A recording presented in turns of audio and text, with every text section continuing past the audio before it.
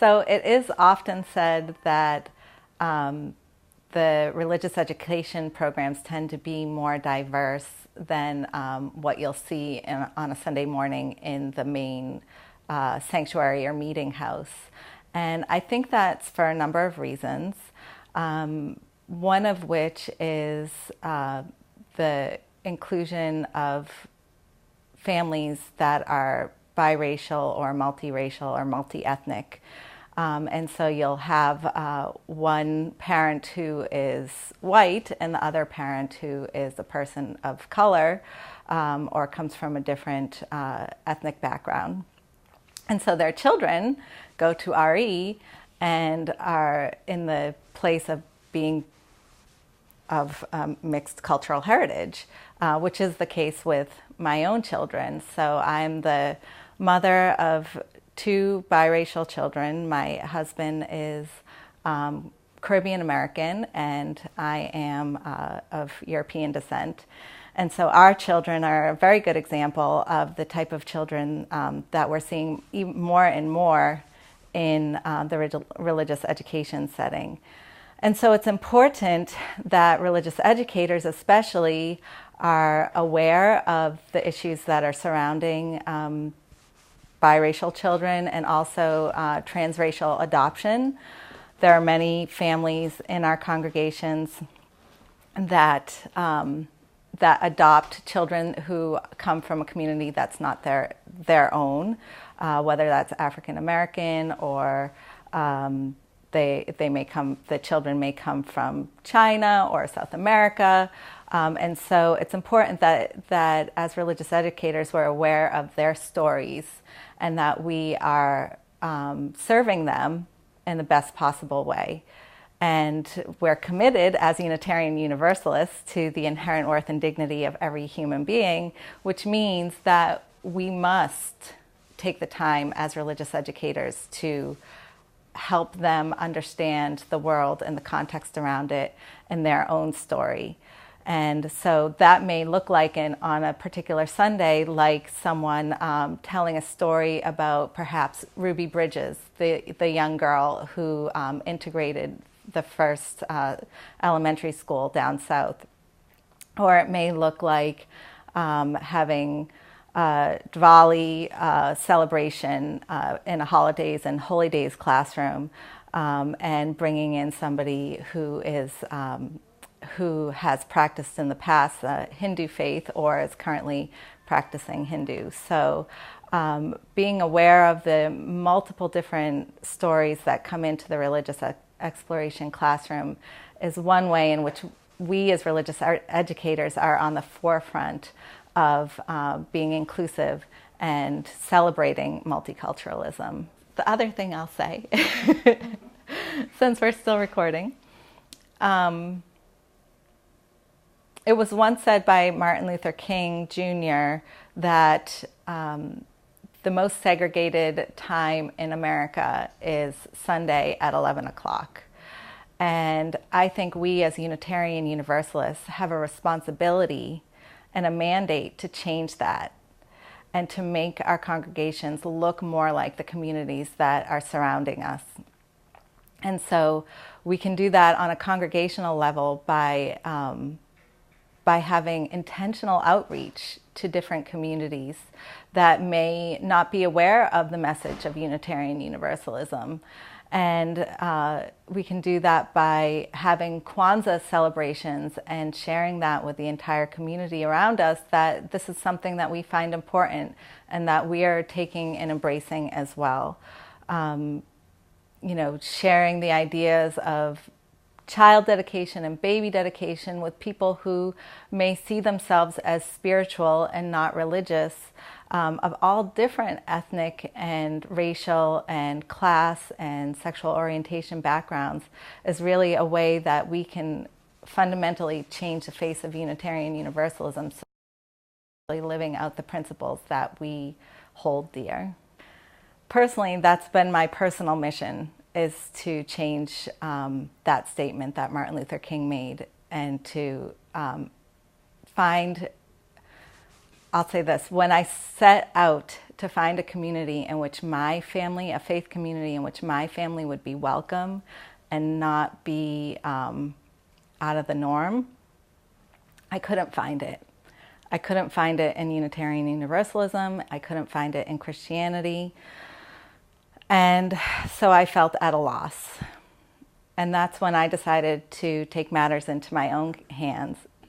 And that was part of my calling towards religious education, was to create a community in which my family, my culturally and racially diverse family, would not stick out like a sore thumb on Sunday mornings, and where my daughter wouldn't be asked to represent an entire race in her religious exploration classroom, and where myself or my husband wouldn't look out of place when we were sitting down on Sundays or singing and standing up on Sundays. And so my personal calling and my personal mission is to create a community where everybody feels welcome, and to really live out the values and the principles of Unitarian Universalism fully. Well, there's a couple of different things that are unique to Unitarian Universalism and religious education related to creating inclusive communities.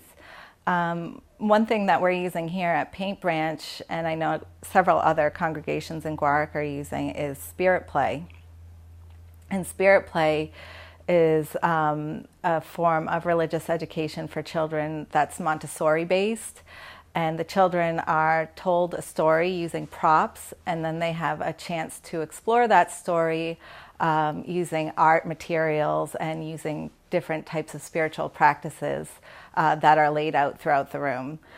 And in spirit play, the variety and depth of the stories really embraces a multitude of different cultures. And there's no calling out of like, okay, it's African American History Month, so we're going to talk about African American stories. It's throughout the entire curriculum is various different stories that are told in a way that relate back to the UU principles.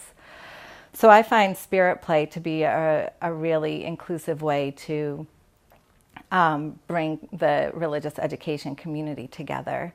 On a more lifespan model, when we're talking about a lot of the Guarac members are lifespan religious educators for their congregations.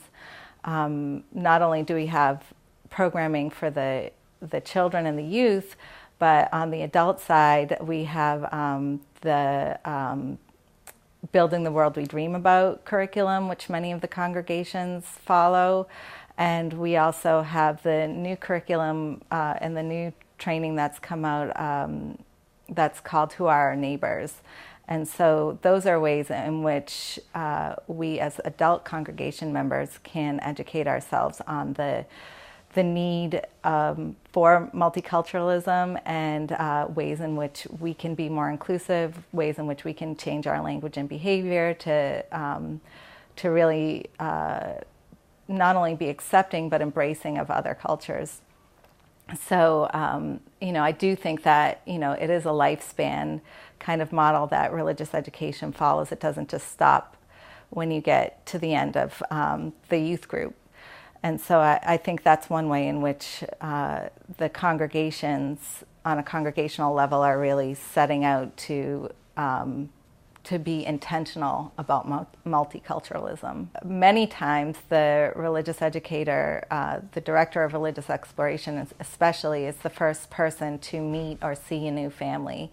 And so I do think that it's important, and at Paint Branch we do try to be intentional about capturing the information that a family who comes in may have, their contact information, etc., and also being mindful of the way that we're greeting people, being mindful of the way that we're including new children into the community. And I do think that it's on a congregation to congregation level that happens. But I do know that at Paint Branch it's something that we do take very seriously in terms of how we're accepting new children into our community and making them feel a part of it, instead of kind of being like, well, here's the way we do things here. Really trying to gain an understanding of what their past religious education experience has been like, and if any, and then embracing them where they are, accepting them for where they are in their own journey. Paint Branch in particular absolutely has experience with having multicultural leadership and having people of color in leadership positions on the Board of Trustees, as well as in religious exploration. And as much as possible, without burning people out, and accepting kind of where we are in our congregational diversity. I know Paint Branch voted in their congregational meeting to intentionally become a multicultural community, and so that is something that we're striving for and working very hard toward making that happen. And that includes things like having the diversity and anti-racism team that meets monthly and also hosts interracial and intercultural conversations called Reverberations Conversations, and those the congregation has found to be very meaningful and very healing as well. And I think that's an important part of multiculturalism as well, as getting to a place of healing. I see a big kind of cross-pollination, for a lack of a better word, between particularly the diversity and anti-racism team at this church and religious education, because the adults see religious exploration as a way for diversity and inclusion to happen. And so several of the members who are very active on the diversity and anti-racism team are also members of the RE committee. And, so we are all working together kind of towards the same vision. Wonderful. Yeah, that's good. That's an important insight. I don't hear people talking about it much. Yeah, I'm proud of us for that. Good. I think that it is incredibly important to be part of, have a diverse worship team, and to have a diverse pulpit, to include different types of cultural practices, and have spirited worship and all that on Sunday morning. And as much as we can, to have racially diverse committees and racially diverse teams. And like I said, I think Paint Branch is doing a great job at that. I do think that multiculturalism in the congregations needs to start with outreach to the adults in the congregation, the families, the adult parents of the children who will be coming to RE, and reaching out to them first, and then their children will come. And sometimes I think we have this idea that if we just have, a racially diverse camp or a racially diverse tutoring program, that somehow reaching out to the kids will get the parents to come. And I believe that we need to be filling the souls of the parents and filling the souls of the adults, and the children will follow in suit. It is the word of mouth outreach that's been most effective. In this particular church, there's several families who started attending because one family attended and told them how cool it was, and then another family came. And I think in the 21st century, social media does play a big part in that, especially in reaching out to young families in their 20s and 30s. The families that have young children right now are on social media. They are sharing things and listening to each other on Twitter and on Facebook, and they are looking at each other's pictures on Instagram. And so the more that we can integrate that into what we're doing in worship, taking pictures of, special moments that take place during worship, or tweeting out the big message of Sunday, or sharing pictures or sharing your impressions of, for example, a fall fest or a Christmas pageant.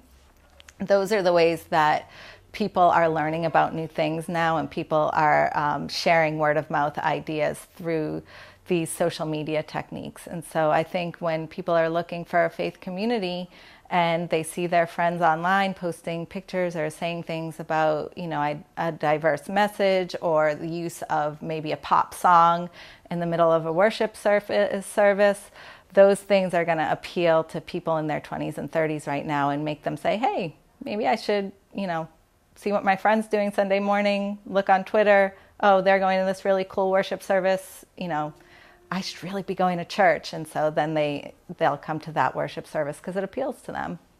Okay, you'll be seeing this message on Friday night, and I will also see you in person on Saturday for the worship service, which will be conducted by Awake Ministries, led by Reverend John Crestwell. And I am the lead life coach for Awake Ministries. And I'm excited to share with you all a wonderful message of transformation and forgiveness tomorrow during Awake Ministries. And I wanted to just share with you how instrumental Awake Ministries has been in creating the diverse community during a worship service that I personally have been looking for, and some of the ways that I think that we have been able to do that. One way that we've kind of been able to help people or attract people to the service is by using a variety of different music, everything from old spirituals to current songs by India Arie or Jill Scott. And all of them are worship appropriate, and they feed the soul. They really speak to the fundamental struggles that we all face. One thing that really excited me about Awake Ministries last night, Tuesday night, was one of the people who's been coming for a few weeks brought her friend who is Catholic, and her friend asked her if people of all faiths were welcome to come to the service. And of course she said yes. And she told her friend that Awake Ministries was a great place for people who are spiritual but not religious. And I found that to be a very moving message, and really to sum up what Awake Ministries is all about. We speak of the God of your understanding. We speak of having the truth and the answers within inside of you, and it's just our job and our mission as Awake Ministries to help bring those answers out from within you. And I think that speaks to a broad variety of people. And of course, it's very diverse in terms of the people who are getting up and speaking. There's diversity in the life coaches in terms of age and race and gender, and there's diversity with the ministers as well. And I think that seeing people who look like them up there on the pulpit makes all the difference in having people return week after week.